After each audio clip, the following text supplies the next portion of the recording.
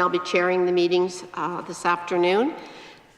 Sitting in on committee is Alina Young for Jennifer Bowes, Ryan Domitar, Ken Francis, Travis Kiesig in for Delbert Kirsch, Alana Ross, and Doug Steele. Today, the committee will be considering the estimates for the Ministry of Immigration and Career Training and the Ministry of Trade and Export Development. We will begin with Vote 89, Immigration and Career Training, Central Management and Services, Subvote IC01. Minister Harrison is here with his officials. I would ask that all officials state their names and their titles the first time speaking into the microphone, and Hansard will run the microphones for you when you need to speak, so you can just raise your hand if need be. Minister, you can begin by introducing your officials and opening remarks that you may have. Thanks very much, Madam Chair. Appreciate it. Appreciate members of the committee being here as well today. And I am pleased to be here today to discuss the budget presentation for the Ministry of Immigration and Career Training. And I am joined by my officials, as you alluded to, Madam Chair. On my right, Deputy Minister Clint Repsky. We have on Clint's right our Acting Assistant Deputy Minister Ken Duick. We have Assistant Deputy Minister Darcy Smisniak behind, and some other officials who will be introducing themselves if they are speaking into the mic. And I'd like to begin actually by saying thank you to the gentleman on my right. This is Clint's, well, it's not technically his last day. His last day was last week as Deputy Minister of Immigration and Career Training. Clint's going to be going over to be the Deputy Minister at the Ministry of Education, and I just want to publicly say thank you to Clint for the great work that he has done at ICT over the course of the last couple of years. And we've had a chance to get to know each other well and work together closely, and Clint has just done a remarkable job. So I want to say thank you very much, sir. I just genuinely appreciate it.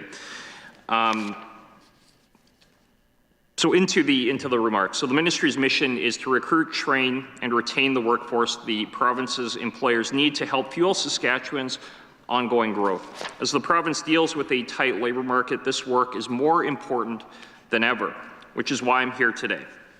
Through the 2023-24 budget, the ministry will continue to provide a variety of programs and services that are designed to meet not only our current labour market needs, but our future needs as well. Because as a government and the public service, we need to look to the future. The province is working towards growth plan goals that aim to make Saskatchewan the best place to live, work, and raise a family in Canada. As a ministry, we're focused on two of those goals: increasing the province's population to 1.4 million people and adding 100,000 new jobs by 2030. By taking steps to achieve these, we're creating a better quality of life for Saskatchewan people. And we're already seeing this work pay off. In March, the province saw record highs for employment, full-time employment, and off-reserve Indigenous employment. And in 2022, the province's population grew by 29,000 people, the biggest jump in 108 years, bringing our provincial population to over 1.2 million. These are important milestones that show we're on the right track, but there is more to be done, which is exactly what this budget does. The ministry is making a series of targeted investments into programs and services that prepare the underemployed and unemployed labour force, create and support training opportunities, advance labour mobility, and attract people through interprovincial and international immigration. This includes investing $5.4 million to expand immigration in the province. This investment increases the ministry's capacity to process immigration applications through the Saskatchewan Immigrant Nominee Program, support the recent influx of displaced Ukrainians who have landed in Saskatchewan, and provide more funding to community-based organizations for settlement services. This investment is timely because for 2023, the province asked for and received an increase in our nominations, granting us a total of 7,250 nominations for the year, by far the highest allocation in the program's history. By 2025, we will have a total of 8,500 nominations, which represents a full 42% increase over our 2022 SIMP target. We also received more decision-making authority over assessing applications. These were welcome changes and grant Saskatchewan significantly more autonomy over immigration, and I look forward to speaking in more detail about that during this meeting. The additional nominations are expected to bring approximately 18,000 newcomers to Saskatchewan between nominees and their families. The additional funds in this year's budget support these welcome and expanded responsibilities. By increasing our processing capacity and program nominations, we're able to bring in more of the skilled labour our province needs. And through increased settlement support, we're better able to assist immigrants and their families as they build their new lives in our province. Another ministry priority addressed in the 2023-24 budget is health human resources. We know the province is facing critical needs when it comes to healthcare workers. The Health Human Resources Action Plan lays out a path to recruit, train, incentivize, and retain medical and healthcare professionals we need.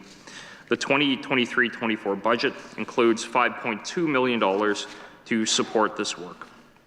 This investment includes $2.4 million to support the expansion of certain healthcare-related post-secondary training seats available to Saskatchewan students. This funding will address future needs in the healthcare sector by adding 235 seats in the continuing care aid and Indigenous care aid, licensed practical nursing, and primary care paramedic programs. And of course, there are current vacancies in our healthcare system that need to be addressed. The ministry is addressing this through a multi-pronged approach, part of which is international recruitment. This year's budget includes support for recruitment activities in the Philippines to bring internationally educated nurses to the province.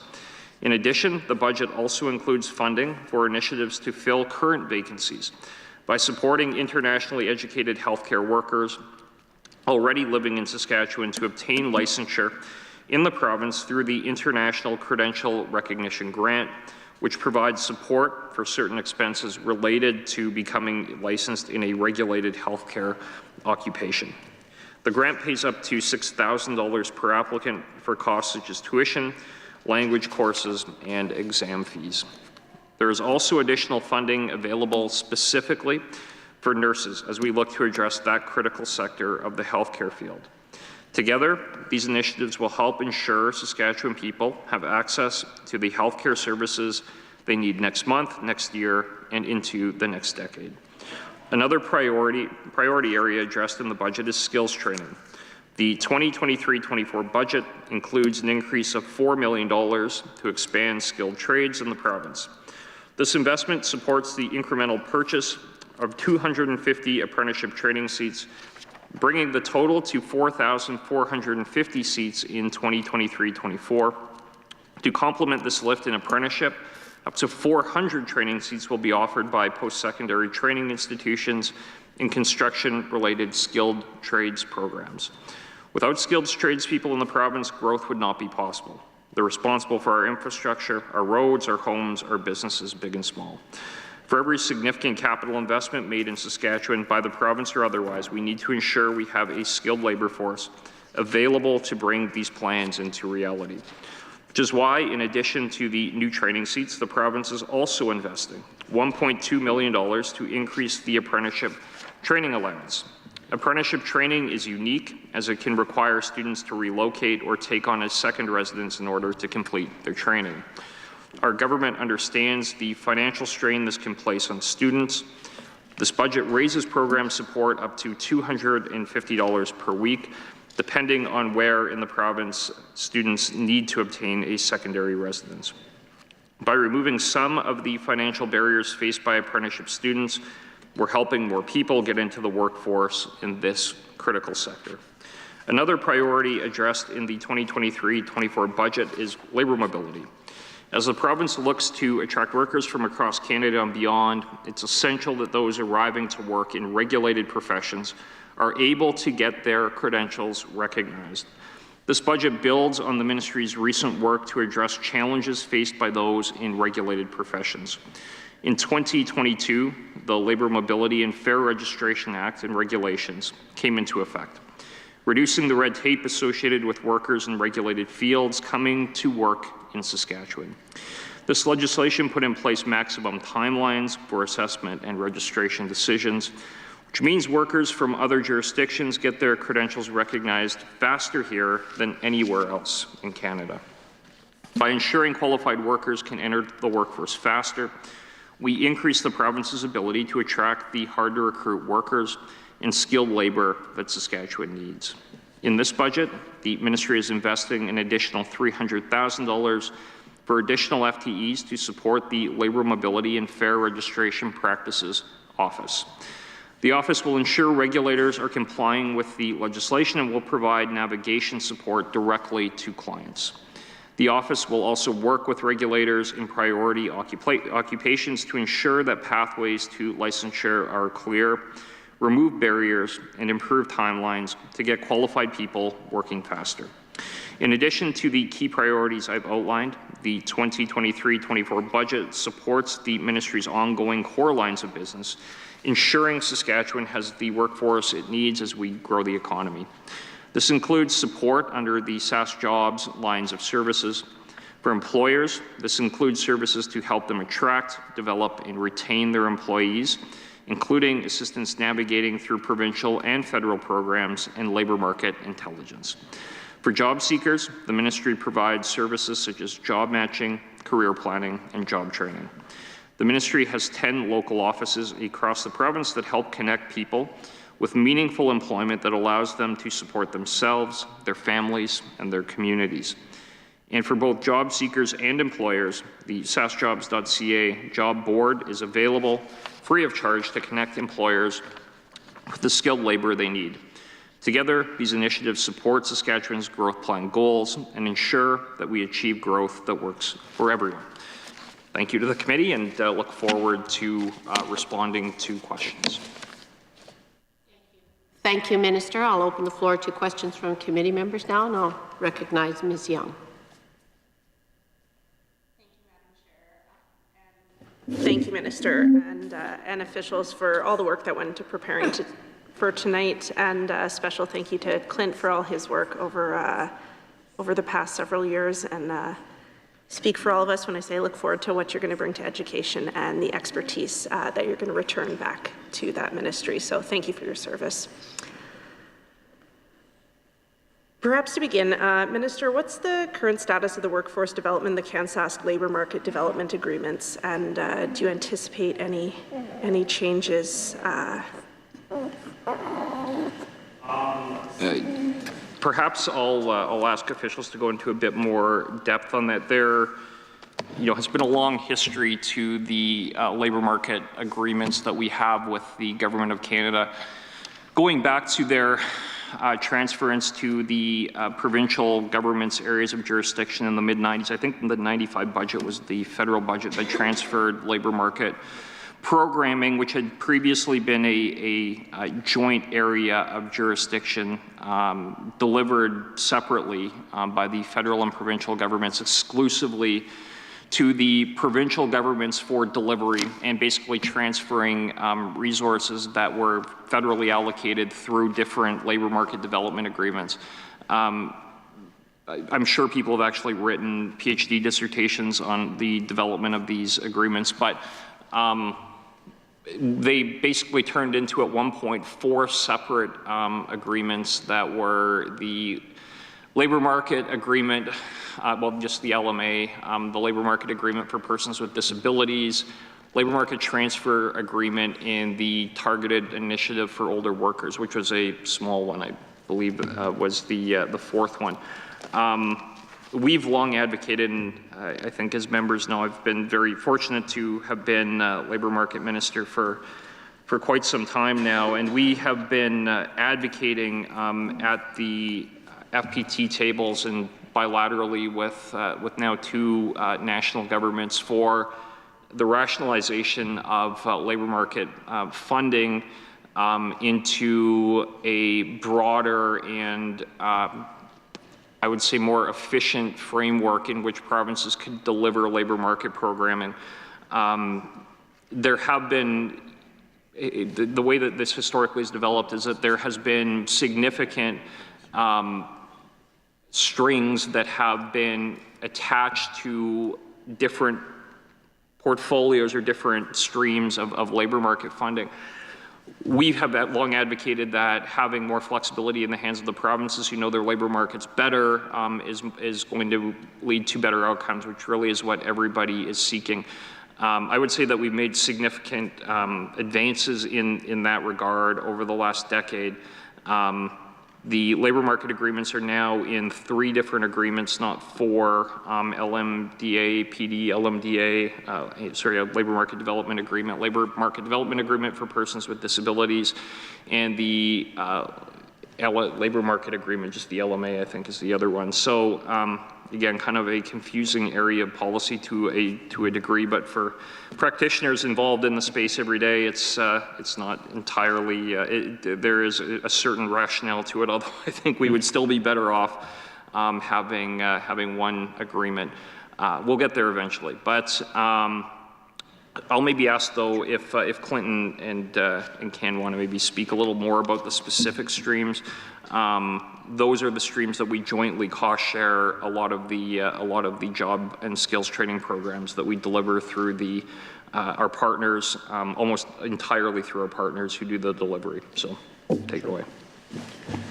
So you were asking about the status of the agreements. For this year, a number of years ago, there was a one-time commitment from the federal government of about $17 million. And I think it was very, very close to the end of March, maybe even early April, where they committed to extending that for us moving forward. So the quick answer on this is it's a status quo. If you'll see in our budget this year, there is a $1.4 million reduction, and we talked about this last year as well. There was a one-time projects initiative, and there's a reduction of $1.4 million. But for the standard agreements that the minister was referring to, it's a status quo this year. There's been an outreach of the federal government for us to start negotiating what those agreements look like on a go-forward basis. So very, very status quo. Thanks, Deputy Minister. And when you speak to a go-forward basis, can you be more specific? It's a state right now where we did have, I believe it was a 3-year agreement for the top-up. As we get into what the specifics are for, again, as the minister indicated, these are all meant for job seekers, for the workforce moving forward. We're obviously going to try to get as much as we can for the province to try to fill that labor gap, as the minister indicated in the introductory comments. As we look to support the economy of the province, it is about getting people here, but it's also about getting people into the workforce. That's what these transfers are here to do. And we'll be negotiating and having some back and forth discussions with the federal government over the next year or so to see what that agreement is going to look like.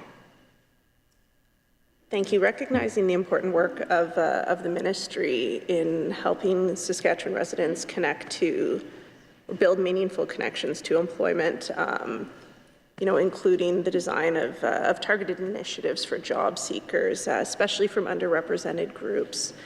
Has the ministry increased the number of staff to better respond to the needs of some of these people? You've spoken obviously about the positive increase in the number of newcomers to Saskatchewan and clients in receipt of provincial income support, I'd also note, are increasing. Yeah, thanks, Madam Chair.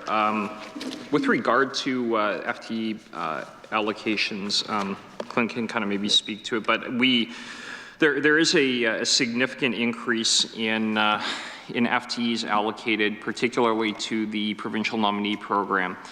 And I think the reason is relatively self-evident in that we have been successful in having our allocation increased to RPNP from 6,000 to 7,250 this year, 500 more the year following, and 500 more the year after that. Ultimately, we're going to be at 8,500 after 3 years.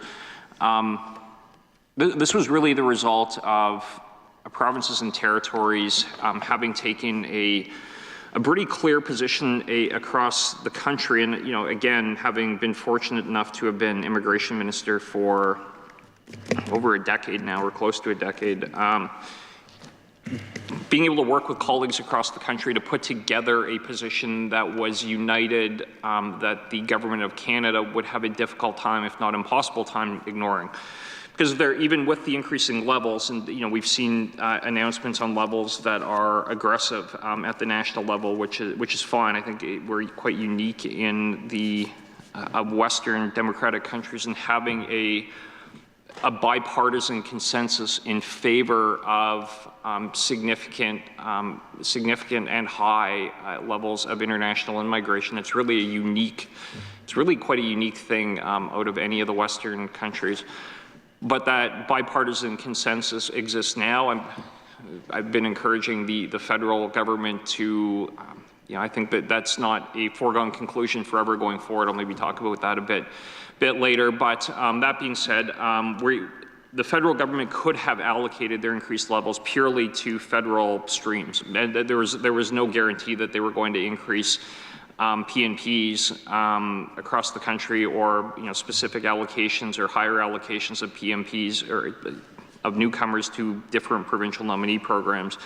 But I think the case was made in a compelling way that, again, provinces know their labor markets better than does the federal government. Provinces know and are better able to manage a lot of the granular details of newcomer applications than are the Government of Canada. I've talked about this before in estimates. I think ultimately we're going to get to a point where selection is almost entirely in the hands of provincial governments. Federal government's going to continue to do admissions as they are constitutionally obligated to. But the fact that we were able to secure a significantly higher number on the PMP side spoke to the success that we have had in making that case around our our Saskatchewan Immigration Accord. This was a big part of it. So we did allocate additional resources into the PMP, 9 additional FTEs, which I presume we're going through the process of advertising and hiring. Ken can speak to that. We added 3 additional FTEs as well in the labor mobility realm, and that has to do with our labor mobility and fair registration practices office, which I'm going to speak to in some degree of detail, not right now, but maybe in a latter question, which really is a unique institution of any province in the entire country. And I think we're going to see some really exciting and remarkable things that come out of this office in the long term as we create capacity, build capacity, and meet a mandate that I think is achievable in a go-forward way. But I'm not sure, Clint, Ken, if you want to speak to maybe some of the details around that FTE allocation. As the Minister indicated, for the additional FTEs this past year, for the increased capacity of the Ministry, we've added 3 FTEs for the Labour Mobility Office as that office gets up and running to do the work that it needs to do. And to make sure that we're hitting our immigration targets for the SIMP, we've added 9 FTEs in that unit to try to manage some of the pressures that's been increasing with the increased volume. Thank you, and that's the full increase in FTE staffing at the Ministry, those 12. Thank you. Looking at the Saskatchewan Plan for Growth and the target for the 1.4 million people by 2030, I believe the number that was used, referenced earlier today, was a projection of about 18,000 people coming to the province this year. Is my recollection of that figure correct before I go on? It's a bit of a moving target because the ratio has been relatively constant per nomination over the course. It's about 2.1, 2.2 in there, but there's a little variation to it. I mean, there's no guarantee that that's what the number is at any given point. And I think that 18,000, is that based on our 6,000 number? That's based on our 6,000? It is in the pandemic backup. Okay, yeah. So we'll likely end up with a higher rate of international migration this year, but that's relatively ballpark figure, but we won't know until we're through the entire year. The other part that makes it a little bit of a challenge to kind of come up with a number, and we try and be kind of conservative on these numbers actually, is that at the end of every fiscal year, there's a reallocation of existing PMP spots that are outstanding. So there was a significant increase in allocation to a number of jurisdictions in their PMP programs. We wish provinces the best in managing and meeting their number that they get to. But every year, historically, there have been PMP spots that have been reallocated, meaning, fill in whatever province it is, they didn't actually nominate their entire quota or allocation under their provincial nominee program. The federal government then reallocates the PMP spots to jurisdictions that have capacity applications that have been processed, submitted, and we have almost always had additional spots allocated because of that process. So we actually work to move through our applications as quickly as we can, with the understanding that we may be in a position at the end of the fiscal year to have additional provincial nominee spots allocated from other jurisdictions. I would suspect that even though we have a allocation of 7,250 this year, there will be a number of provinces that are not just short a little bit. There are going to be provinces that are going to be significantly short of meeting their increased PMP allocations. So I have encouraged Clint and Ken and our officials to make sure that if and when that happens, we are in a position to petition the federal government for the reallocation of unused PMP spots, which would mean that we would likely have additional nominations made, which would have an impact potentially in a significant way on the overall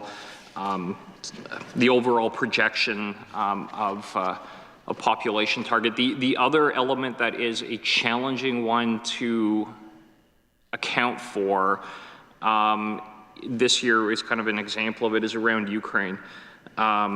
We've been very clear that we have an open door to those fleeing the war.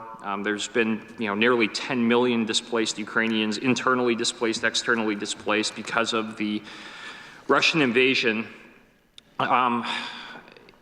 We have been, obviously last year we instituted what amounted to an international airlift with partners in bringing Ukrainian refugees, and I use that word specifically, refugees, because these are folks who have, by almost every definition, are refugees, other than the definition that the federal government will admit to, because if they were to call them refugees, they would then have fiscal obligations that they refuse to take on. And it's very frustrating, I must say, Madam Chair, that the federal government are completely unwilling to, you will never hear, listen carefully, you will never hear from the Prime Minister and Cabinet Ministers on down calling Ukrainians who have come to Canada refugees. They will never use the word, even though they are.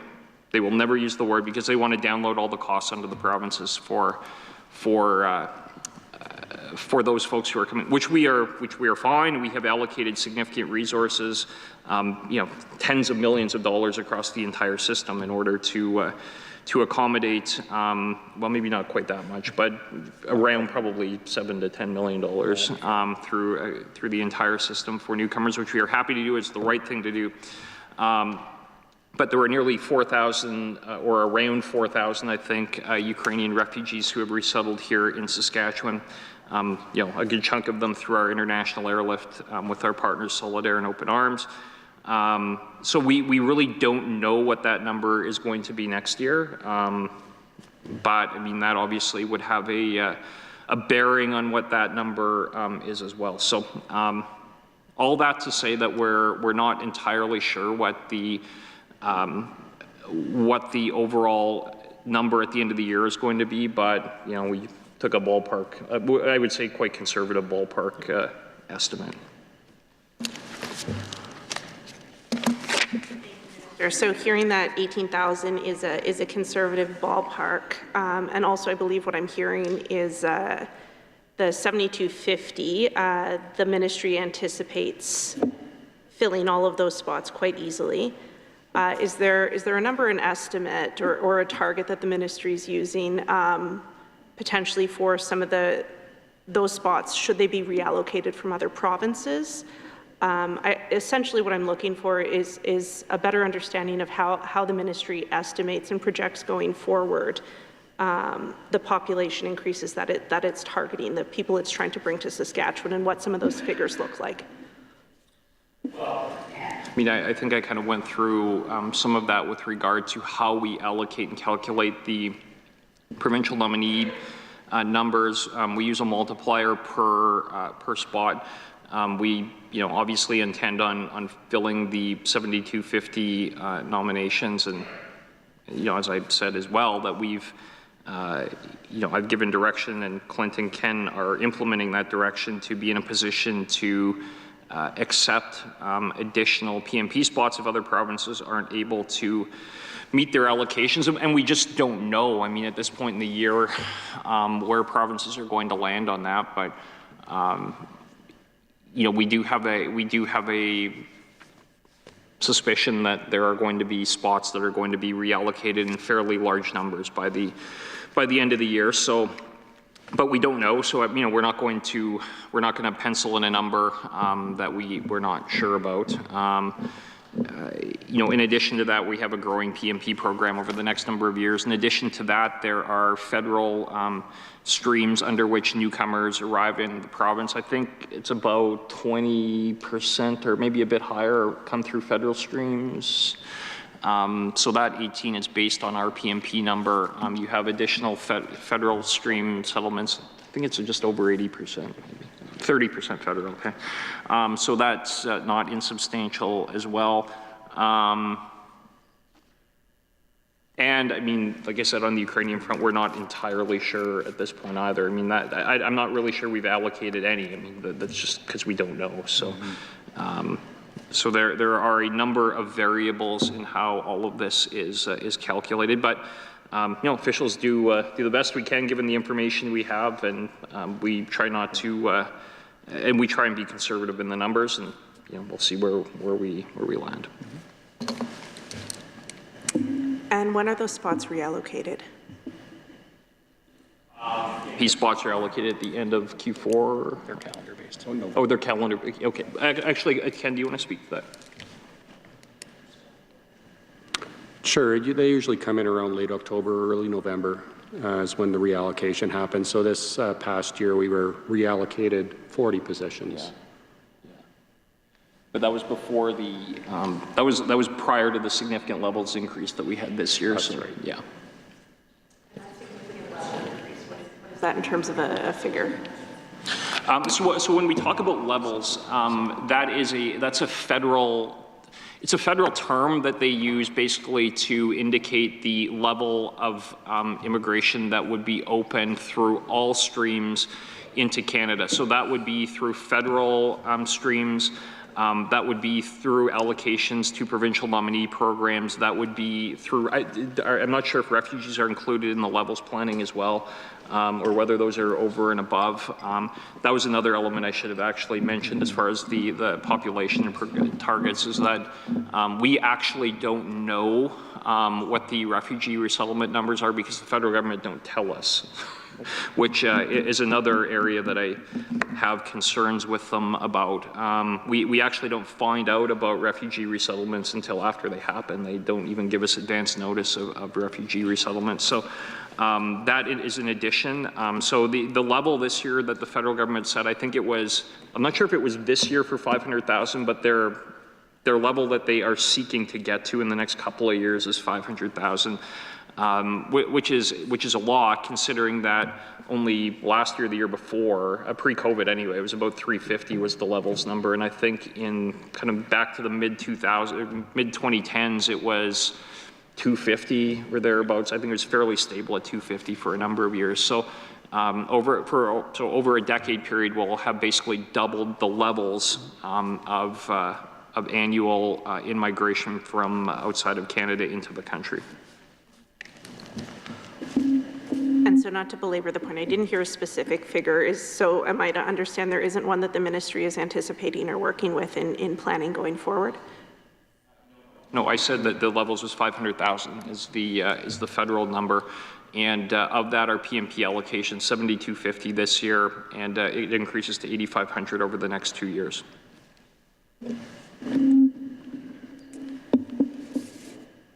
Thank you. And the factor that the ministry applies to that number, is it basically a multiplier of, like 2.5, looking at the 7,250 number and the conservative ballpark of 18,000?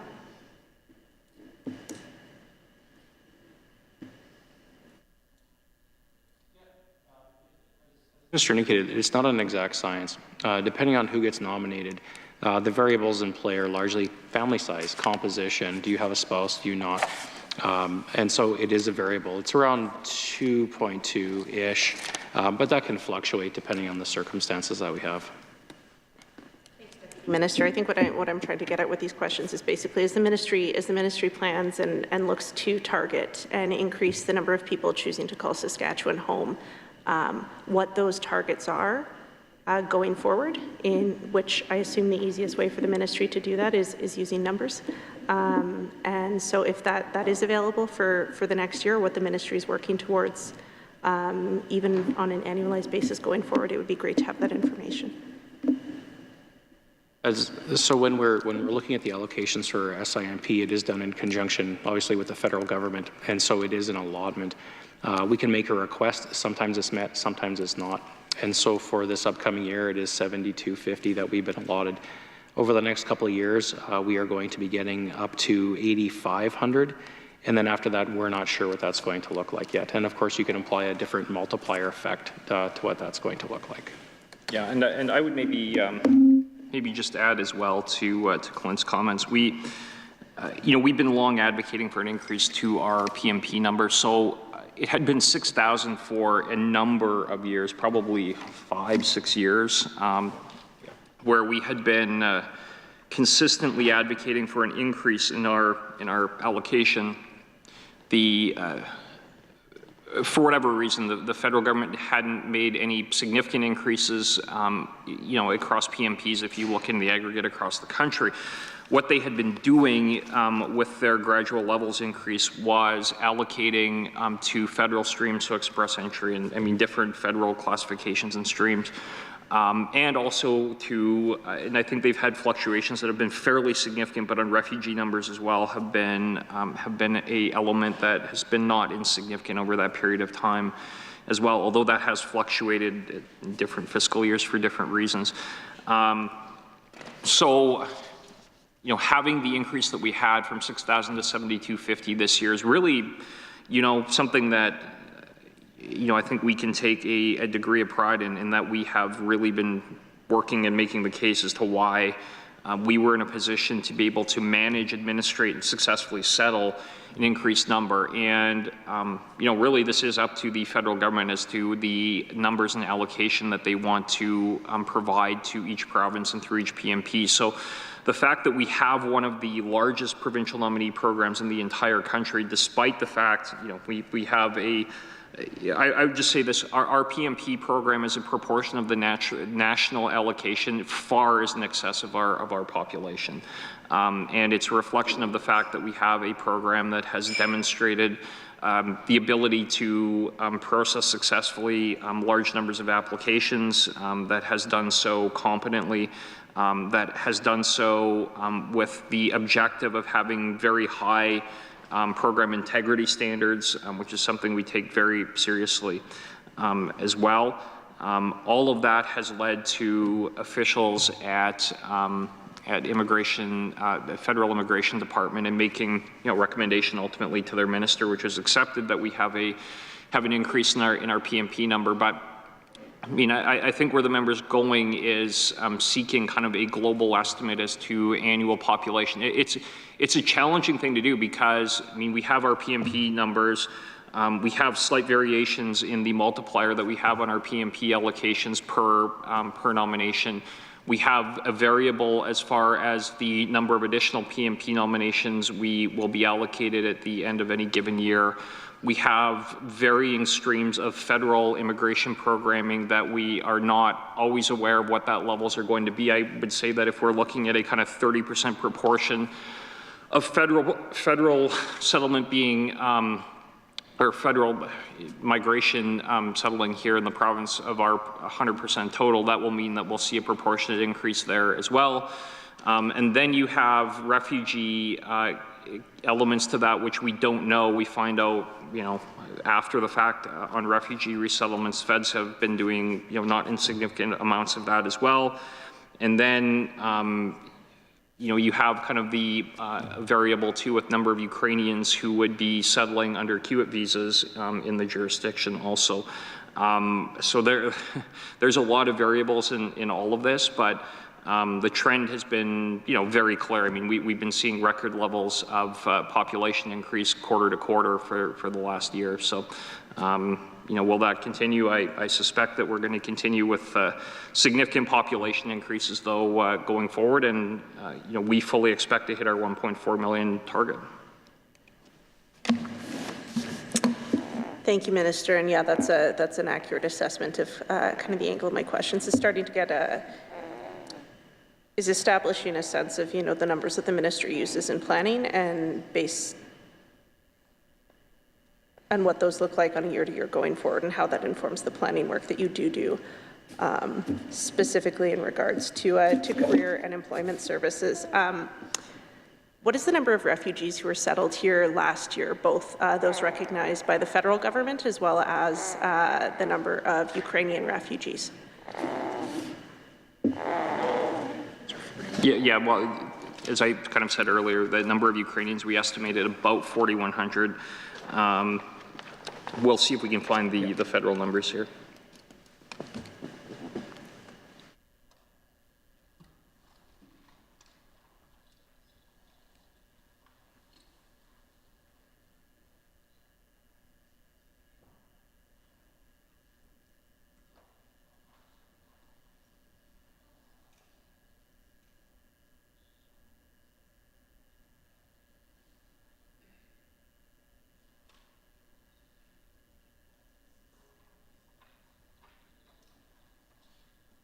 That's the number. Yeah, I got it here. And that doesn't include Ukrainians. That was last year. Another 4,100 Ukrainians. Yeah. So it's a good question. There has been there's been significant fluctuation, I'd say that. So I'm not going to go through every year, but I would say between 2007 and 2015, it'd be fair to say there are about 550 what we call GARs, but what it means is government-assisted refugees, and about 175 privately sponsored. So this is a federal program, but just for those who are watching, the government-assisted refugees are refugees who are generally brought to Canada through the efforts of the whatever number of different federal departments, but are brought to Canada in that regard, or enter the country as government refugees. What that means is that the Government of Canada is responsible for providing settlement support services and funding for the first year of settlement for those refugees who arrive as government-assisted refugees. So that means, we have a number of different ways that we fiscally manage this with the federal government, but basically they pay for year one. There have been instances where they have paid for 2 years in doing this as well, and that was a part of some of the argument that provinces had made with regard to federal initiatives to hit targets as far as refugee evacuations at different points, the Syrians being one example, where provinces said, okay, well, it's fine. We're prepared to, play our role and provide settlement supports and that. But, federal government, you have made a policy decision to increase the number of refugee arrivals by a significant amount above what had been historical numbers. So therefore, you need to help us for 2 years, not one. And a lot of these settlement supports are fairly intensive for government-assisted refugees, and the reason being is that unlike in economic migration streams, the selection process doesn't include determinants of settlement success, so that would be language, training, education, those sort of things which we look at, provinces and federal government look at when going through economic migration streams. So GARs are generally have a much more difficult time attaching to the labor market and finding settlement success because it takes longer for them to be able to meet some of the threshold requirements for attachment to the labor market. So that's the policy reason why the Government of Canada provide the first year, and in some cases have provided up to 2 years of settlement support funding. The other stream of refugees are privately sponsored refugees. And what that basically means is that individuals, groups of individuals, organizations will say, hey, we see a need based on, whether Syria might have been an example of that too, where we want to be a part of this. Therefore, we have put together or collected donations, but we believe that we can support 1 or 5 or 10 newcomers or family from a country in significant strife and with people forced to flee, and therefore we will sponsor them coming to Canada. So they would be not government-assisted refugees in that circumstance. They would be refugees, but they would be privately sponsored, meaning whatever group, organization, or individual sponsored them would be required to provide that same degree of settlement support that the government would be if they were GARs. So just kind of by way of background, so it had been a fairly stable number. In 2015, 2016, those were the years that the federal government had made the commitment on 25,000 Syrian refugees being resettled in Canada.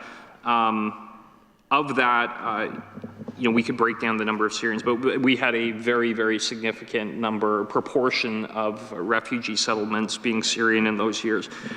Nearly 2,000 GAR settlements in Saskatchewan over 15-16, and like I said, historically it had been 400 to 500 any given year, so very, very large numbers. PSR has held steady, around 200 per year, thereabouts. And then from 17 to 21, the numbers basically returned to what the historical number had been. So, probably on average 400 to 500 GARs per year in Saskatchewan. We had a couple of years where the number of privately sponsored refugees really spiked higher, over 500. So that was in 2018 and 19. And there were a variety of reasons for that, but there were a significantly higher number of privately sponsored. And then in 2022, so last year, there were over 1,200 that were government-assisted refugees, and that, I think, was a reflection of the Afghan evacuation and resettlement of government-assisted refugees, of which, again, happy to do it, but Saskatchewan was significantly overrepresented as far as the proportion on GAR resettlements. PSRs were very high as well, near 700 last year, and I'm not sure if there might have been PSR Ukrainian sponsors. There are kind of dynamics in that are a little different, but so last year was actually the highest year that we have ever had for refugee resettlement, though, nearly 2,000. And that does not include the 4,100 Ukrainians as well. So far and away the largest number of refugees that we've had resettled were last year. Thank you, and sorry, that specific number from last year was 1906. Thank you.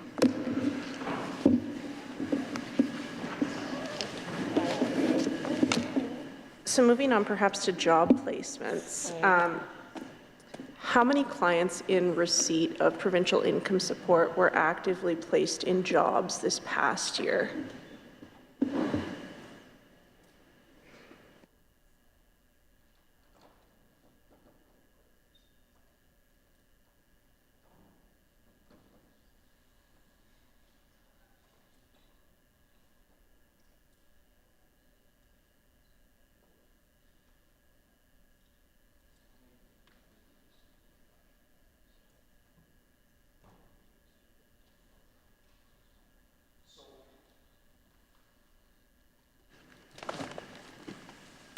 Yeah. So with regard to how people in our programs are tracked, we do keep data on that.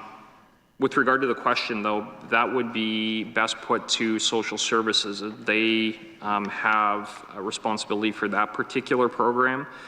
As far as our programs, we have all of the data as far as labor market attachment through apprenticeship training, for example, or the number of partners that we have that deliver a lot of the programming that we do. But I'm sure, Ken, if you want to maybe speak to it a bit more. Sure, I can speak to the number of referrals that we get. So last year we had 6,532 referrals from the Ministry of Social Services. We do keep track of employment statistics, but it's by program. So it would be depending on what employment program that individual was referred to, and then we could kind of provide some employment outcomes from them participating in the program. Sometimes the program is simply to get them closer to the workforce and not necessarily directly into a job right away, but perhaps improving some of their skills so they're closer to the work environment. So by program, we could provide some statistics on their outcomes, but overall, not so much. Thank you. And just to make sure I'm understanding, the ministry tracks the total number of referrals and would have done so year over year, but in terms of actually following the individual, that is specific to the programs.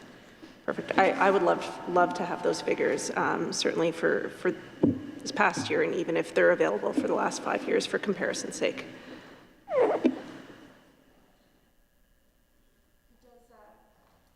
Does the ministry track how many of these were SED recipients?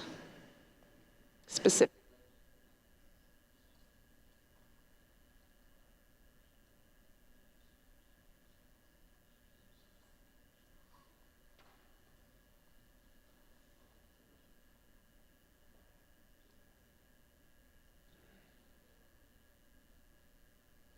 We don't get into the specific social services streams that get referred to us. It's simply they're referred to us from social services, and we keep track of that. So. Interesting. Okay, so I suppose the reason for my question is noting that there wasn't a change in this budget for the employment assistance programs for persons with disabilities, but the number of individuals in receipt of SED in this province has increased dramatically. Are there other things that the ministry is doing to assist in moving individuals with disabilities into employment?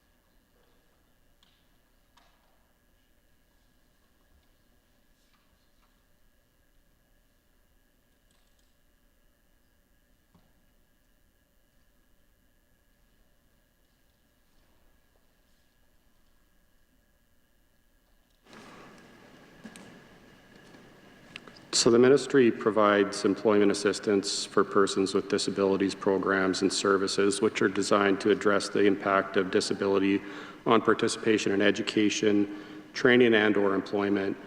The program receives significant support with approximately $9.9 million in 23-24. This program had a significant impact on persons with disabilities in the province. As of February 28, 2023, 2,420 participants exited programming with over 1,000 completing, 762 finding employment, and 249 going on to further education or training. Thank you. And is that information that the ministry as well tracks year over year and as such would be available? Yes, we would track that year over year. So looking at other groups that the ministry specifically focuses on in terms of connecting to meaningful employment, does the ministry track how many immigrants would have been placed in jobs or connected to jobs on a year-to-year basis? I'll maybe, Clint and Ken can maybe speak to that a bit. I mean, part of the provincial nominee program, through a number of the different streams, a requirement is actually having a job offer as a part of the application. It's not through the entire program. There's human capital applications that are considered as well, but that is a requirement in a lot, and it's a requirement in a lot of the federal economic streams as well. So labor market attachment generally is very, very high amongst PMP nominees and federal economic stream migrants, and reasons for it is that you're selected largely through the economic migration streams for your ability, in addition to other factors, but your ability to settle successfully based on labor market attachment is a significant consideration. So that's one element. One of the things we have really worked on very hard, and I'll take the opportunity to talk about it here, is around credential and foreign qualification recognition. This is an area where you hear it talked about all the time in provinces and nationally. We are really leading the country on this, and the ministry has put a tremendous amount of work into finding practical solutions that are going to work for newcomers with qualifications and credentials that were obtained internationally. And it's often talked about in the context of, well, why can't we just recognize? I mean, I would just say this, as with many areas of public policy, if these things were easy, they would have been solved a long time ago, and they're not easy. And the reason they're not easy is because you have 160 or 70 regulatory bodies that have rules and qualifications and requirements for having a credential recognized, which are valid. The reason that regulators have provisions in place is to make sure that there is a standard of work that those who are accredited members of the organization are going to be able to reach. And that has rationale from public safety to integrity of infrastructure components. I mean, there are valid reasons why, very valid reasons why regulators have provisions in place that limit who can be an accredited member of the organization. And in large measure, domestic training programs, so those within a province or even nationally, are geared towards making it possible for their graduates to be accredited for whatever profession or skill that they are being trained in. Makes sense. The challenge is when you obtain education in a trade or qualification outside of Canada, the training and education you receive in another country is geared towards being accredited and recognized in that country, which may be to a different standard, again, for good reason in that country that is different than here. So how do you get to the point where you can have that foreign obtained qualification that was trained differently, the education system set up differently, perhaps a different scope of practice, a different reason for which training was undertaken? How do you get to the point where you can have folks who are trained getting their qualification recognized? And how can you make it clear what the path for that recognition is?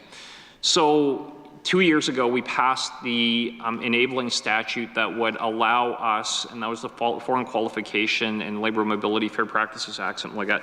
I forget the exact name. I'd say Clint named it, so it was very bureaucratic. I think it was Ken, actually. But I mean, the objective is that we would have a legislative legal framework that would enable us to work with regulators to get to that point where we wanted to get to. And I would say that the vast majority, overwhelming majority of regulators want to get there too. But this really gave us the authority as a ministry to get to that place where we could have those discussions. So based on months of work, I mean, we did probably 6 or 8 months of consultation after the statute was passed and the development of the regulations. Working with regulators, all of them, in what would be an appropriate service standard, number one. And by service standard, I mean if you are a newcomer, you have a qualification you obtained in the Philippines or you obtained in Ukraine, you submit that application, that you would have a service standard in which you would get an answer. You would be guaranteed to get an answer. So we did that.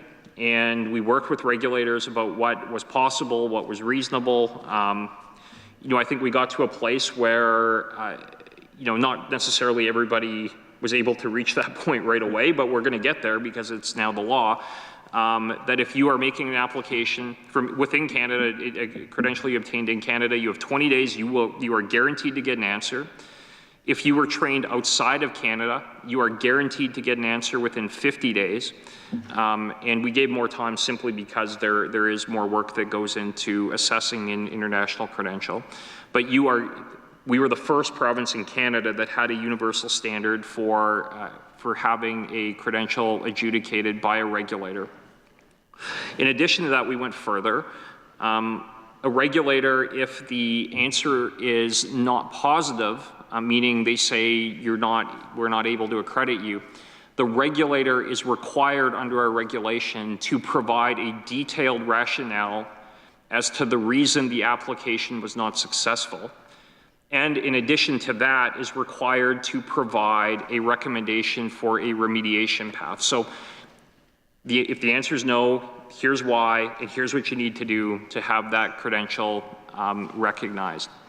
We went even further than that. So in the healthcare field, we have provided, we just announced it about a month ago, a fund up to $6,000 of funding for those in the healthcare field that we will support their training to have their credential recognized. So you get an answer, you know what that time frame is. If the answer is no, you have a path to get it fixed, and we will, as government, support you in getting that fixed. We are the only jurisdiction by far that has this system in place. A number of provinces are directly copying us right now, which is great. I mean, it's, imitation is a sincere form of flattery, but a number of provinces are directly copying what we did in this regard. But I mean, we did the work on this, and we really blazed the trail on this. So in addition to that, what we're going to see through our Fair Registration Practices Office, and this is where I really kind of been excited for the next number of years here, is we're going to be getting almost a real-time view of applications that are going into regulators and applications that are either successful or not successful, and the reasons that they're not successful. So we'll get a very clear picture over the next couple of years as to where applications are being rejected and why. That will allow us to really develop programming, whether it be micro-credentialing programming, working with SAS Poly, working with regional colleges, in putting together courses or other training opportunities or directing training opportunities for newcomers that will really be streamlined. The other part of what this office is going to do is work as a navigation or pathfinding service directly with the, we'll know who's getting, we will know whose applications aren't successful, we'll know why, and we'll be able to work directly with those individuals to get credentials recognized and help them pathfind perhaps where there might be other opportunities, whether that be in the healthcare field or other places where their credential would fit well. So, that's going to be a bit of a build out as to how the office goes, but that's where I want to see the office go over the next number of years. But again, this is an area where really nobody else is doing what we're doing, and we're being directly copied. I mean, ministers at our FPTs have just been kind of taking notes for doing it. They actually have copied our legislation word for word in a number of provinces, which is fine. But that's kind of the answer as far as newcomer credential recognition. Thank you, Minister. It's a great initiative and one that I know we all look forward to following as it assists in people moving into the jobs for which they're well suited and educated. The question was around how many immigrants are actively placed in jobs this past year. So I guess, does the ministry track how many immigrants were actively placed in jobs this past year as compared to 5 years ago? And we'll have the number here, but I just kind of want to clarify again. I mean, I said it at the beginning of that response, but through almost all of the economic migration streams, there is a job as a part of the application. So we see very high levels and rates of labor market attachment. Some of the areas actually where we have challenges are around the federal human capital streams, where it goes to some of the challenges with the federal government and how they do adjudication on economic resettlement success efforts, in that they don't understand how the actual human capital lines up with either labor market demand or with regulatory requirements in certain areas. So that's actually been the area where we've found some of the most challenge. But Clint, do you want to speak to kind of the specific here?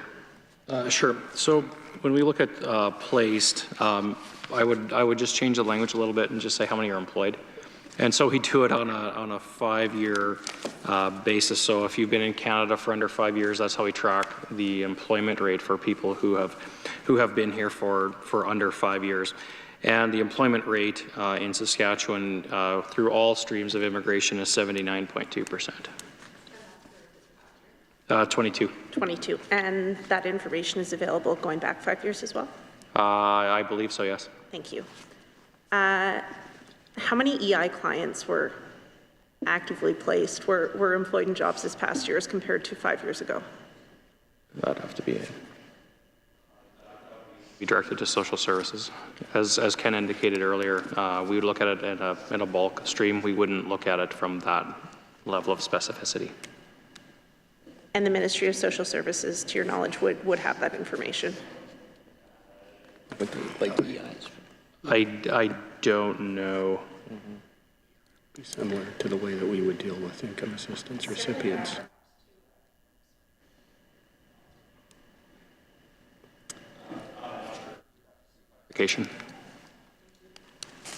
Circling back to the reference to labour market planning, could the minister please describe how labour market planning is undertaken right now in the province? Again, our officials can kind of speak to some of the projections and the look aheads. I mean, the short answer, though, I mean, I think Clint and Ken would say the same thing. I mean, the short answer is that we really do have shortages in the labor market right across almost all employment categories or occupation codes. So it's kind of a challenge right across the entire board. What I've said is, how are we going to work with employers in addressing some of the challenges that we have? And it really has to be an all of the above approach, and that means making available training for more of our own folks here at home. And I think we saw in this budget a significant increase in seats, 400 more in the trades alone, continued record funding for labor market programming delivered through third-party partners. I think today we announced our funding for Regina and Saskatoon Skills and Trades, for example. That's one of our partners in program delivery. But I mean, the short answer is that we're going to have, and we do have, shortages right across the board. And we use some of the tools that we have at our disposal, for example, through our PMP program design that is focused on some of the areas where we've had probably the most significant and acute challenges, a lot of which have been in what we call hard to fill skills. So that has been a not insignificant program redesign in our PMP as far as the allocation to our hard to fill skills stream under SIMP. I think nearly 2,000 I think we've allocated to hard to fill skills under that program. Which we work closely with our partners in the private sector in identifying the challenges we have in different parts. But I mean, the reality is that we're facing labor market challenges basically across the board. And I think we have, I didn't look in the last little while, but we've had 20,000 postings on SAS Jobs. 16,000. 16,000, yeah.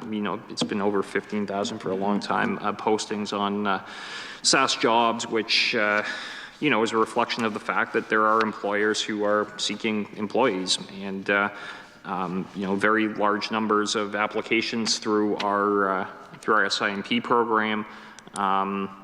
These are good challenges to have. I would say that. Having labor market shortages are better than the opposite, which has been unfortunately the case through much of the province's history. So having the challenges we've had in the last 15, 16 years is a pretty good one. But that being said, we continue to be focused on it. We work with partners in identifying where there are challenges, but I'm not sure if Deputy Minister and Assistant Deputy Minister want to say anything as well. So it's a really large question when you look at the overall labor market of the province. Obviously, we've got a lot of employers looking for a lot of employees across the province right now. And the way that we're trying to address it as a ministry is we're taking a bit of an all-hands-on-deck approach to this, and we're doing it through a number of different ways. So when we talk about what the numbers are, obviously we get a lot of statistical information from Stats Canada and other sources just to identify where are the gaps, where are the pressures that we have moving forward. And then we try to marry that with a lot of the stories. So we work very closely with a lot of employers across the province through our employer services work that we do. And then we try to fill that gap as best we can, because it does fluctuate. I'd love to see it be a straight line, but that's not always the case. A perfect example of that was, as the Minister indicated, when we were really coming out of the pandemic, there was a huge need through our statistical information around a lot of the hospitality and lower skilled worker positions. Previous to that, there wasn't a stream to bring immigrant talent in to help fill that gap, so we created one. That's the hard to fill skills gap, which has been just wildly popular with a lot of employers across the province, because that is the in-demand professions that we have. But then we also look at a number of different streams as well. So based on that data, we will look at our skills training. And so you'll see in this budget that we will have allocated dollars for our skills training programs, including apprenticeship and our regional colleges across the province. And then, as the Minister indicated, we also look at things like labor mobility. So we have people, we have some people who need their credentials recognized. So how do we source them, and how do we get their skills recognized so that they can enter the job force? And we continue to monitor the labor market information on a very regular basis, and then try to adapt our programming as the market changes. Thank you, Deputy Minister. And at the more local level, how is that local and regional information incorporated into the labor market planning?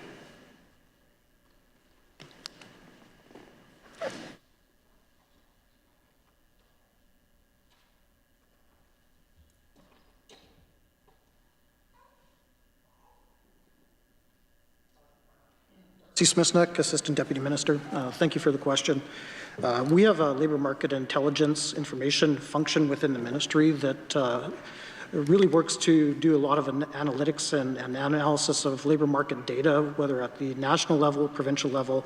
We try to incorporate that with local information collected through industry or through employer associations. Post-secondary institutions are a major source of information for us in terms of what's happening in their local delivery areas, along with other delivery partners in the system. So all that information is collated and collected and analyzed, observed on, insights are provided, and we share that back with all of those organizations. Thank you, sir. Could you speak perhaps in a little bit more detail about that local piece? Is it just individual employers who are engaging perhaps through their bids or their Chamber of Commerce's, as well as the post-secondary piece? A number of ways to engage with that. We have pretty regular engagement with the Saskatchewan Chamber of Commerce, Regina Chamber. There has been a Northern Labour Market Committee, which has industry representation, post-secondary institution, representation from all levels of government and local communities, and all of that information from those partners, whether it's collectively or individually, if we're working with a specific employer on their specific needs. When you think about the private sector investment happening in the province right now, Part of our work is engaging with those employers and understanding exactly what their labor force needs are going to be over what period of time, sequencing some of the information that we have in terms of when are they going to need a particular type of labor or skill set or occupation, and making sure that we have the different streams that we have available, whether that's training or international recruitment or credential recognition available for them. Thank you very much. There's a reference to the SAS Jobs website. Numbers, I can't remember, 15 or 16,000 jobs posted on there. Help me understand, is each job posted only once on SAS Jobs, or is it potentially posted in multiple locations, specifically if it's, you know, for example, a remote working position?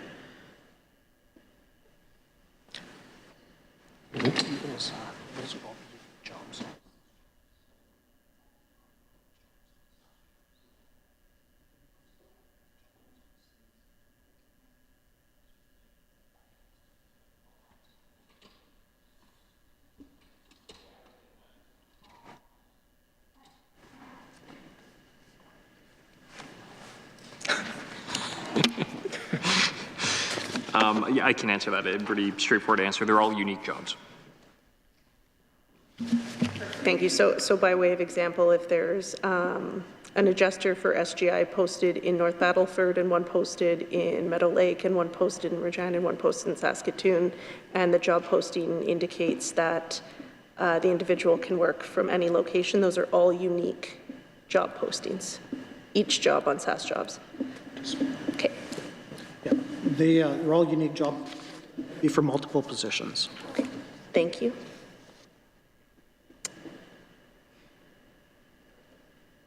How many basic education seats will be funded through the regional colleges, Indigenous institutions, and Sask Poly this year as compared to 5 years ago?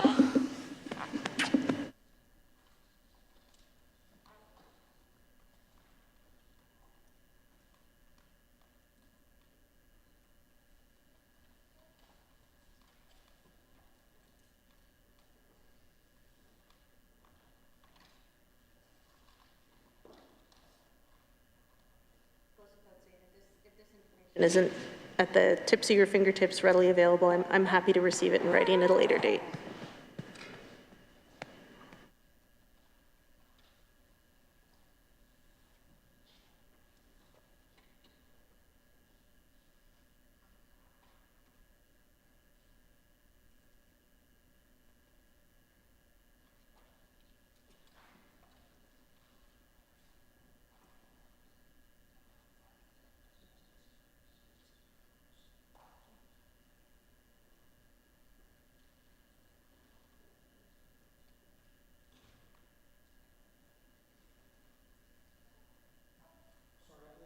Five-year comparison on those numbers.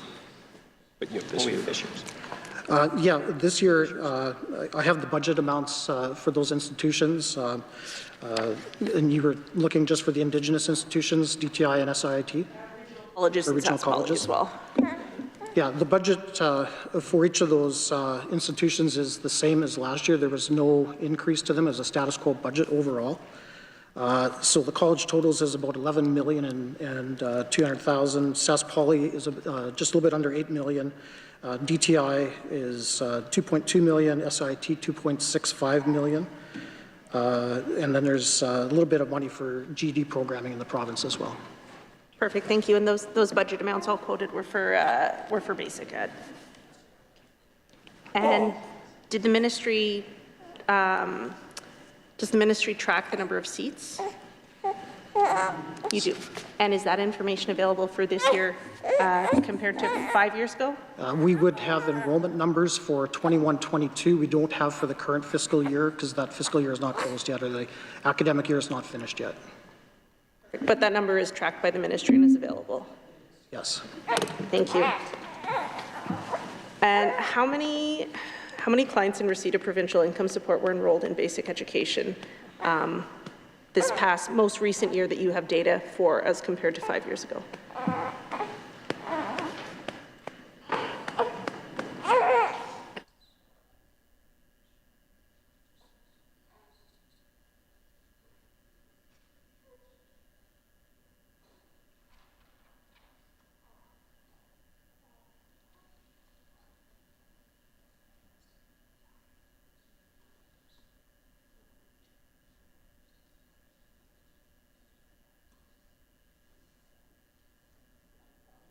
For the essential skills or ABE programs, we do not have specific information with respect to the number of people in receipt of the new education and training incentive, which was administered by social services this year.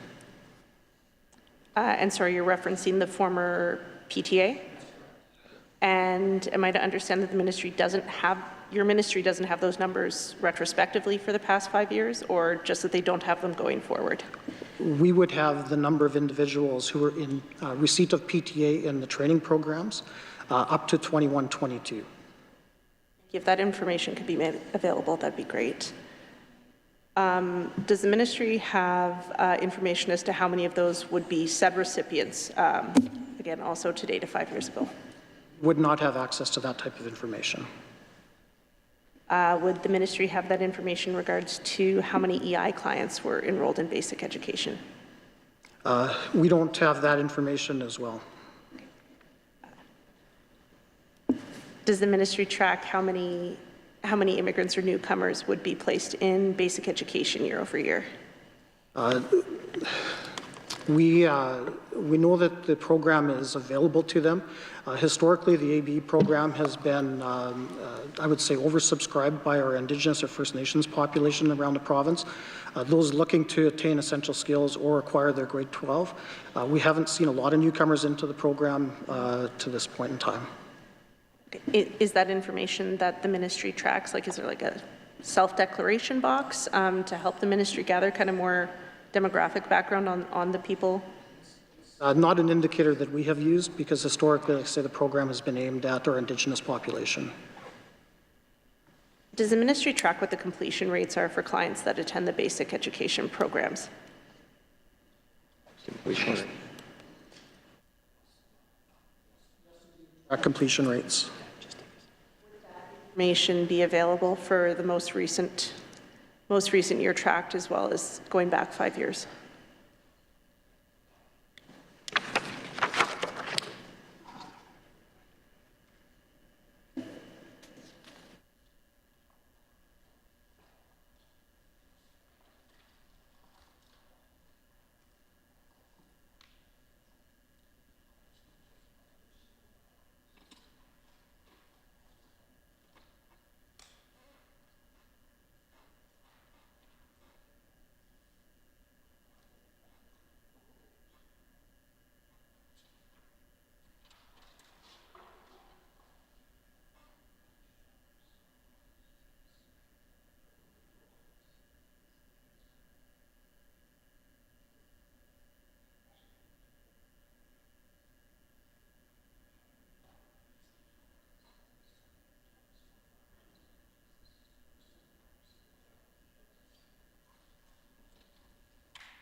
Maybe address this one. So, we've had a degree of variation in enrollments over time, and obviously during the COVID time period, we saw a decrease in the number of enrollments into the ABE programming. I would say that, we've seen some variation in completion rates as well, but it's around 64, 65% on average.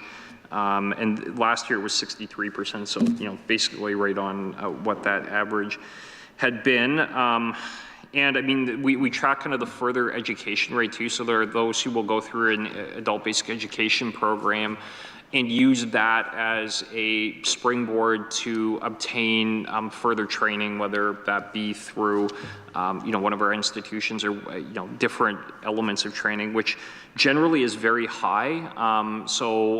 Which is very positive. I mean, that's really what we are seeking and hoping that those learners who go through ABE will be prepared to do. So last year, the further education rate was 70%. So it's very, very substantial. So what we are seeking to do through ABE is providing the foundational skills for those who go through the program to be able to access further programming and ultimately enduring, stable, long-term labor market attachment, which has been traditionally, I think, quite successful. The other thing I would say around adult basic education has been that we have delivered this programming in what has been, by national standards, quite a unique way.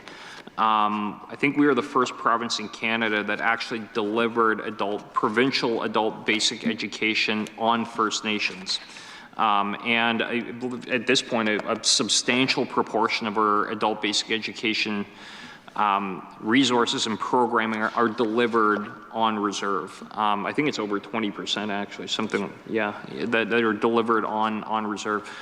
And we gave this direction, relatively quite early on. And the reason being that, there are very real challenges for a lot of folks. And I know from Northwest Saskatchewan to relocating. There really are. And that's why we took the programming to where people live. And, with the intention that we can provide foundational skills and tools for those who are wanting to improve their educational position, and ultimately, because of that, improve the quality of their life and the life of their family. Those foundational skills, again, we've designed this such that the conditions would exist for those who go through that foundational programming to obtain skills that are further and in excess of what would be delivered in an ABE program. And like I said, 70% last year for further education, which is not out of line. I think historically it's probably been in the high 60s, but 70% last year is something we're really quite encouraged by. Thank you. And with that 70% going on to further education, is there a matching measure that you track for those who pursue employment? Well, there are an element that pursue employment right out of the ABE element too. So we do track that. So those who complete the program, and this is within 60 days is how we kind of calculate, I think it's within 60 days how we calculate this. Just under 20% went into employment. So this year it was 17, but it's been, it's usually around 19, 20 or thereabouts that that go directly into the labor market within 60 days of completing ABE, 70% going on to further education. So, those who are going through the program are, by and large, the vast majority are going on from there into either the workforce or further training. So that's how we track it, though. Perfect. So am I right in understanding that between the 70% and the 19 or 20%, about 90% of individuals completing this are going on to either further education or employment? Oh, that's fantastic. Circling back, I think my first question kind of under the category of basic education was around how many seats are being funded this year, and I understood it's consistent year to year. Has there been a change in enrollment numbers that your ministry would track? I'm specifically thinking of some of the changes to the PTA. Well, there have been some fluctuations in enrollment. We saw a decrease in enrollments during COVID. That was one of the challenges that we had. So, 2021, which was, kind of that period of time, enrollments were just under 5,000. This year they're 6,000, or last year they were 6,000. And we don't know yet the data for this year. So, there has been in 2007-8, for example, they were 5,700. So, it's gone a little bit year to year up and down, but we don't know the numbers this year. There was a very large increase last year over the COVID year, which had seen a decline though from the year before by about 1,500. So, there's been fluctuation that has to do with, factors that are kind of common to all of us, I guess. Perfect. But that tracking year to year of the enrollment numbers is something that the ministry does have. Okay. Yeah, we track the enrollment numbers. I suspect it's on our website. So. How many training seats will be funded through the regional colleges in Sask Poly this year as compared to 5 years ago?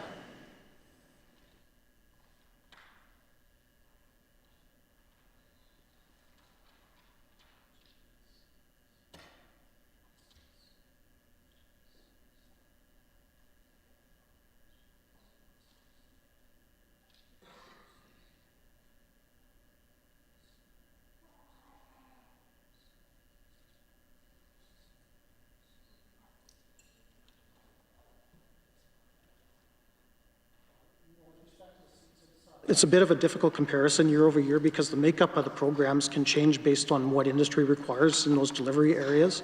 Those programs and the seat allocations to them are approved on an annual basis through the multi-year business planning process with the colleges. And does that planning process then report outwards? Like, instead of asking you for all those numbers, are those reports publicly available then? They would be available in the regional college annual reports. Yes. Usually through each regional That's college. correct. And again, perhaps to save us some time then, would it be comparable to some of the past areas we've discussed in which EI clients would not be tracked individually by this ministry? Those in receipt of provincial income support, again, would not be tracked, would not be tracked.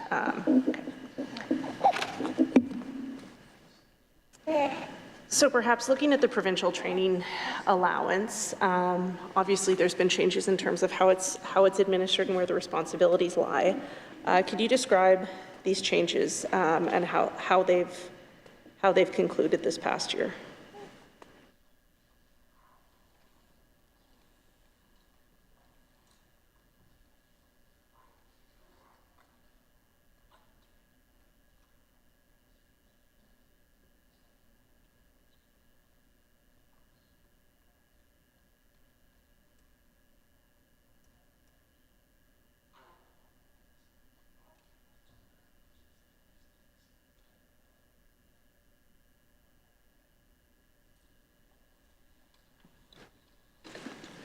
So for the PTA program, as we had mentioned earlier, Immigration and Career Training transferred that program officially over to Social Services in July. So that was a process that took a little time to transfer over. There's a bit of history behind why that is. We took a look at what was the easiest for the client. As a lot of the clients who are using the program were flipping between training and not, instead of enrolling them and re-enrolling them and transferring back and forth between ministries and systems, we felt it was best to house it within social services. Already a lot of consistent client base, and making sure there's no interruption in payment and service, it would have been just easier. So that was some of the genesis behind why we made that transfer over. So that was officially done in July. So when we were looking at, how did it perform, as we were tracking, similar to enrollments, there's usually a pretty good correlation between the two things. In terms of this current fiscal year, because the year isn't quite done yet, it's hard to say what impact the change from PTA to ETI has had yet. We're working with social services to do the analysis, but it's a little early to say impacts yet. Thank you, Deputy Minister. And I'm hearing that your ministry is working on analyzing this transition? Yes, we're in conversations with social services to keep on top of what that transition looks like. Thank you. What impact has this had on clients thus far?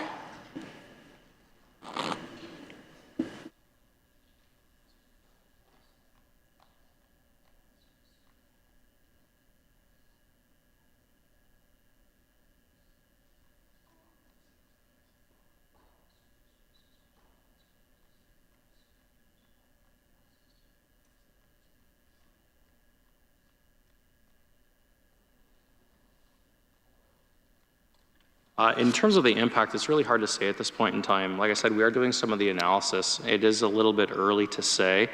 What we looked at as the program was being designed was our benefit levels comparable, and they are. Some aspects of the program seen a bit of a lift, but in terms of impact of client, honestly, we would have to defer to social services.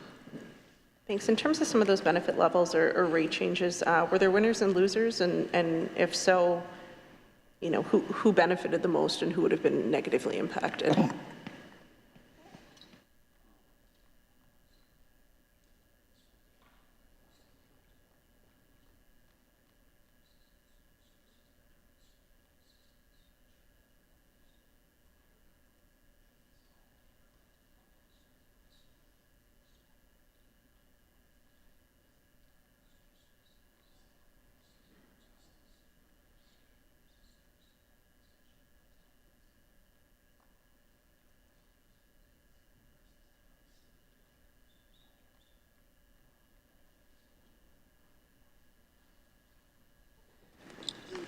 As I indicated when we were going through the program design, the ETI program, which took over for PTA, the level of funding was the same or slightly increased with this year's budget. So in terms of enhancements, it would, without getting into any specific cases, it would have been an increase across the board, if not the same level of funding. You shouldn't have seen decreases.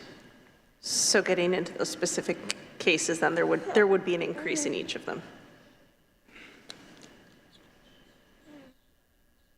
That would have to be a question for social services. Because then how does the provincial training allowance in terms of administration and benefits compare to CIS?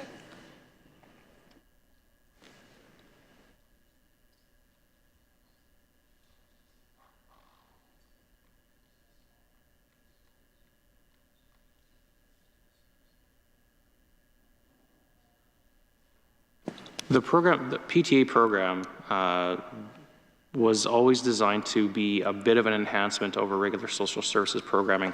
It was designed with an intent to give a bit of an encouragement, a little bit of an enhancement for people who are going into training. So there was I'm going to say a moderate enhancement over regular benefits. As I said, we ceased delivering that program in July. Is that going to continue? Again, I would have to defer to our sister ministry. And are there any changes or impact anticipated for the apprenticeship training allowance?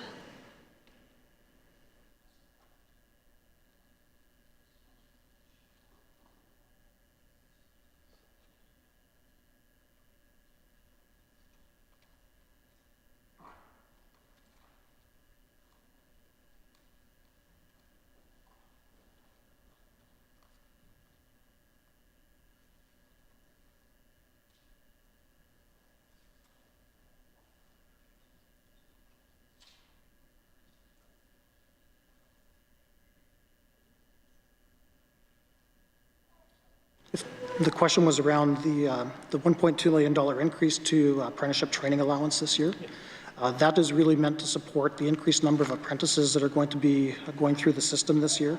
And it accommodated a rate increase of $75 a week for apprentices who are needing to have a second residence while they live away from home or while they participate in training programs.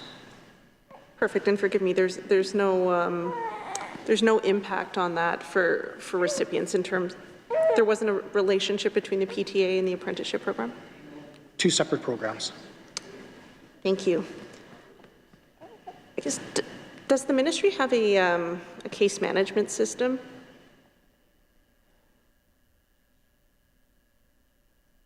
Can you be a little more specific? Looking at people who would be, I suppose, considered clients of the ministry, job seekers, perhaps would be a place to start. Does the ministry have a case management system?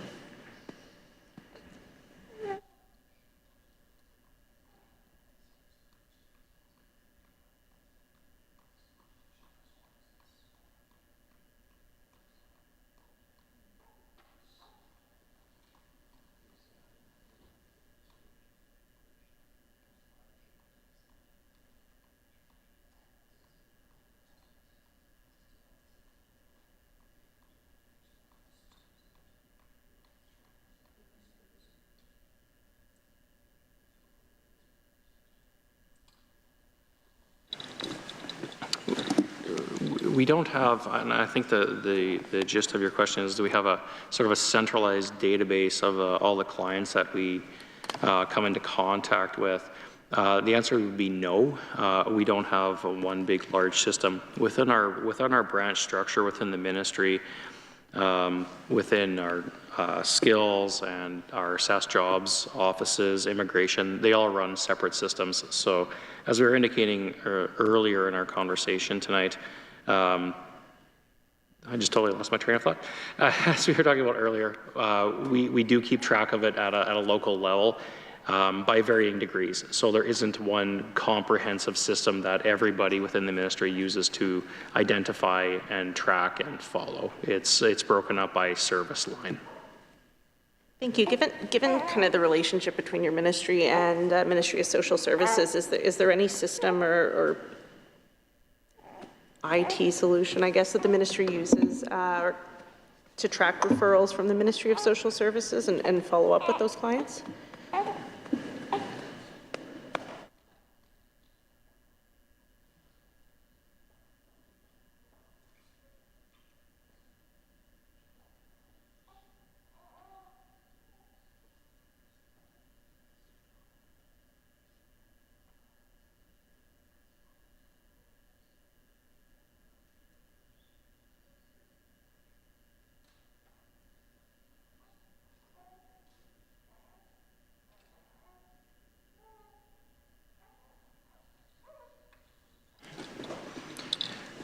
So we obviously get referrals from social services, some of them into our programming and some don't. And as we had talked about before, we have varying degrees of how we track it. I wouldn't suggest it's comprehensive. We do share information back and forth, but it's not as a robust IT system that I think you're asking about. It's just more of a shared piece of information. So there's no like formalized structure or anything that the ministries use to communicate back and forth? No. They, for EI recipients, they're automatically referred to our offices. Sometimes we will do some of the reach out to those clients to get them the services that we provide, resume writing skills, job placements.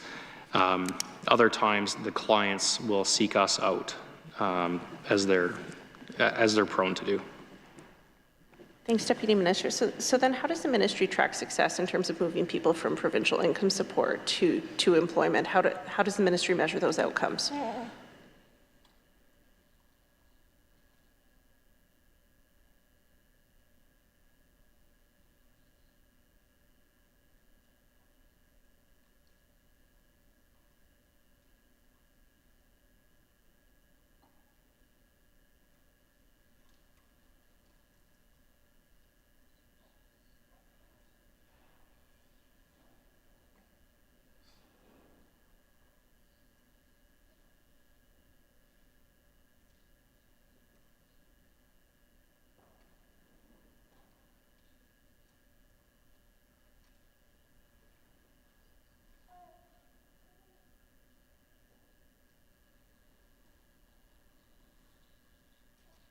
Ken Duick, Acting Assistant Deputy Minister.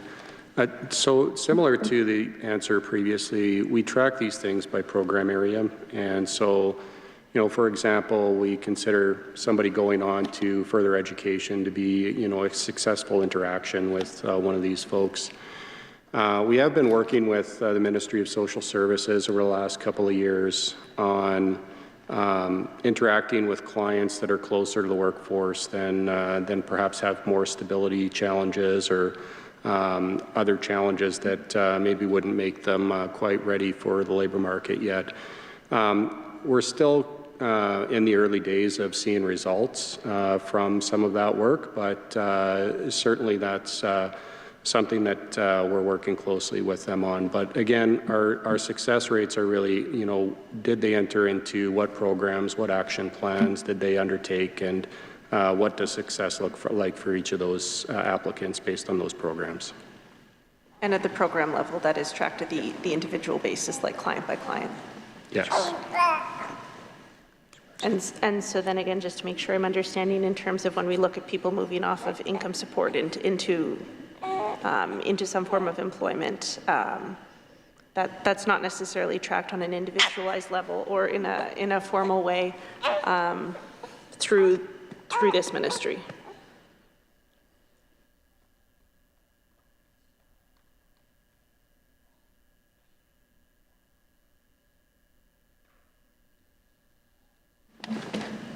Yeah, not in an individualized way like that. Sometimes people drop out of an action plan, but that doesn't mean that they didn't find employment. That just means they stopped talking to us about it. So we can't lose track of them in that way. What funding change was provided for CBOs this year?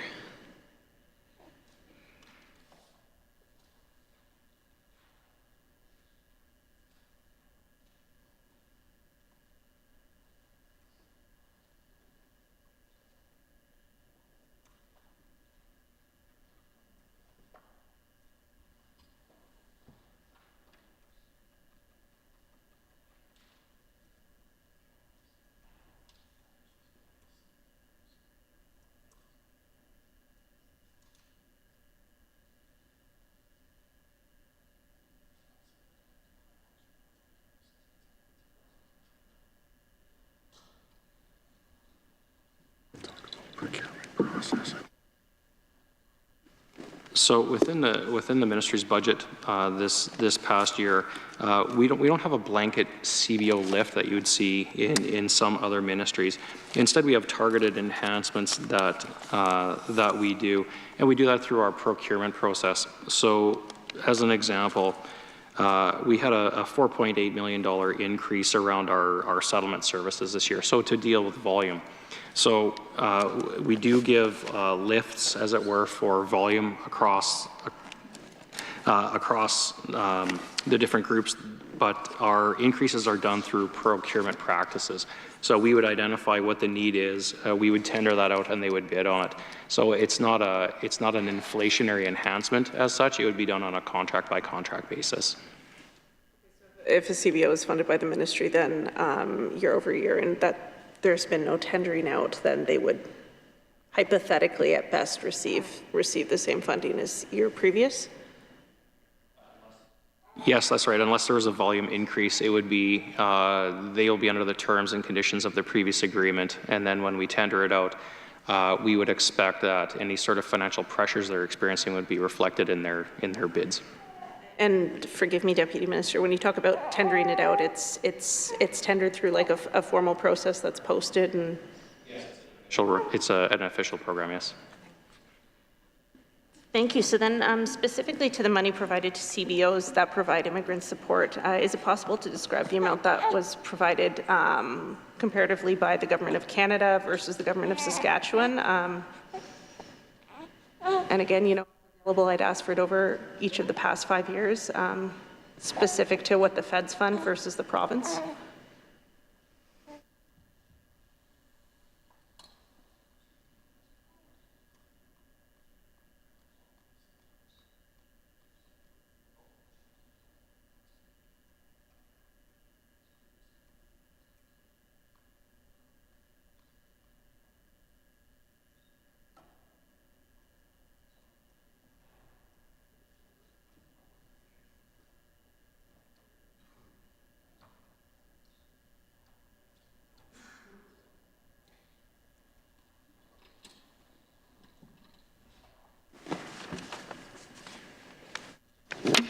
Yeah, no, I'll maybe take that question. So with regard to settlement funding, this has been one of the areas of the immigration accord that we proposed to the Government of Canada, where I would say that, you know, we've had significant support from other provinces as well, and where I really do believe that ultimately the federal government are going to, as they did with workforce development agreements, labor market agreements, transfer the funding that they put into the space to provinces to deliver services through third party and partners.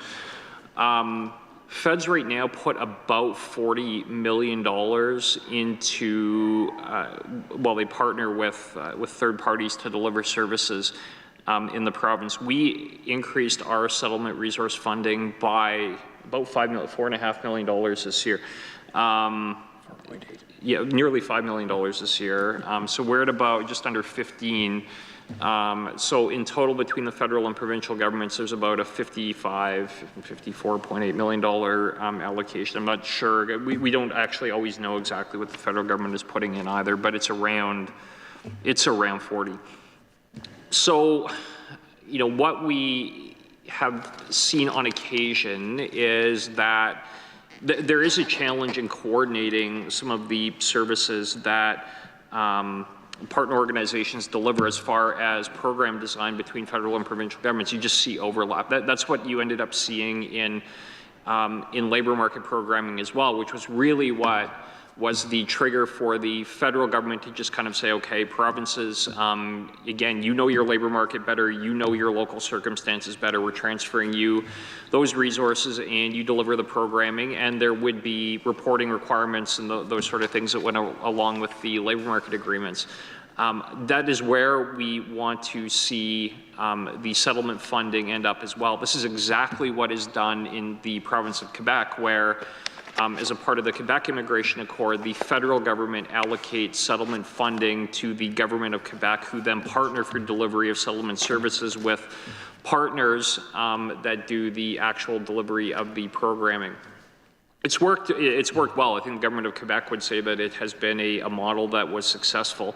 It has been done that way actually as well with other provinces historically. British Columbia and Manitoba both had agreements, bilateral agreements with the government of Canada, where the federal government would transfer settlement funding resources to the provinces to deliver the programming. That changed some while ago, and the federal government took back authority over settlement allocation of funding, which I think was a mistake, and I've said publicly that I thought it was a mistake for them to do that. Where we want to land, and again, a part of the immigration accord that Quebec has, is authority over that settlement funding to be delivered through the government of Saskatchewan. And I would say as well, as far as the per capita allocation of settlement funding per newcomer that the government of Quebec receives, it's far in excess what other provinces actually get. And by far in excess of like orders of multiples over what other, how much?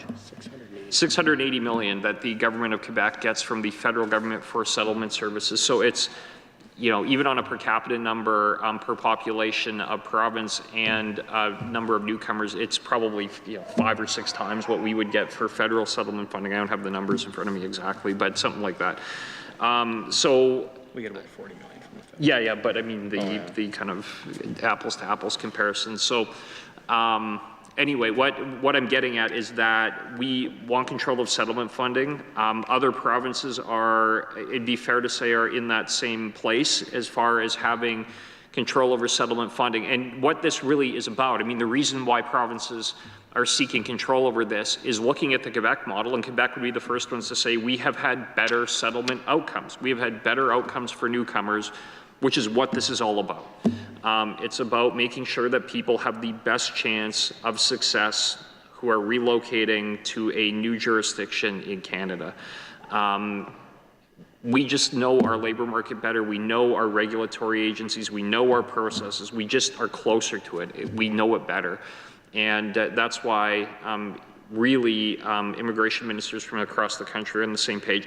I think the federal government, I don't want to, I'm not going to speak for them, but I think that there is legitimate consideration being given to this request, and it's going to be something I can assure the chamber we will be pursuing as the co-chair of the labor market, of the immigration ministers FLMM.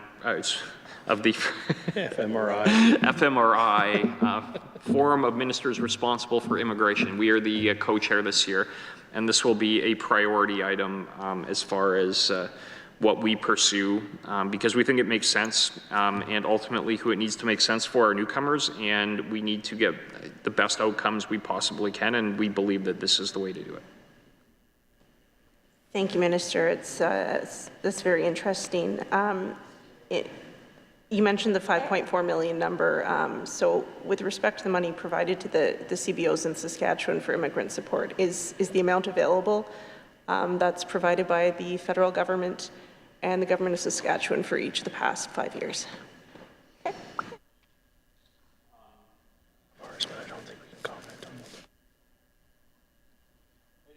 The short answer is that, I mean, you'd have to review the federal public accounts. I mean, they don't report to us what they are allocating. I mean, I think it's been around $40 million over the course of the last number of years. We'd have to, I mean, it's their numbers, so they would have to report that out through their public accounts. But our number, you know, it'd be fair to say, has been increasing. I mean, we've had contracts and relationships with the providers on this for a long time. With this substantial increase this year. And again, really a reflection of the fact that we're going to be having, you know, a significant increase in our PMP, and that we have had, you know, significant increases in the both refugee and also on the Ukrainian front as well. So that is really a big part of the reason why we have done the additional allocation of resources. Thank you. And are hearing the federal numbers are not available. Are the Saskatchewan numbers specifically available?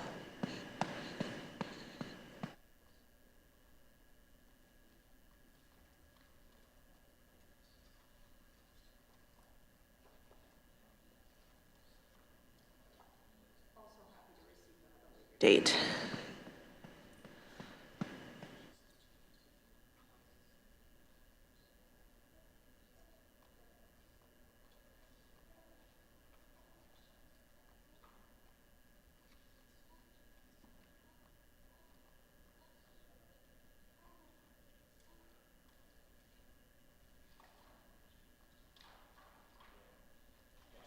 The short answer is we don't have the 5 years. I mean, again, they're kind of available publicly. I think we have it on our website. I'd look it up right now. Our officials would, but we only have a few minutes left here. So, you know, we try and match this to the number of arrivals and you know, substantial increase in this year's allocation. So, I would speculate.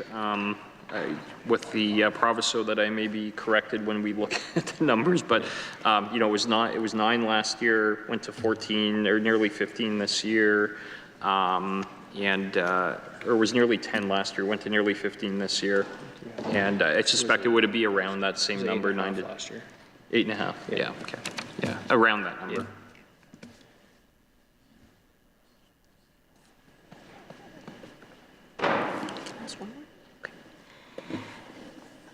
Thanks, Minister, and really saving this question for last and appropriately. But in terms of the new immigration agreement that you've pursued with the federal government, is there anything in particular that you think the committee should be aware of as it relates to this year's budget or priorities and strategies?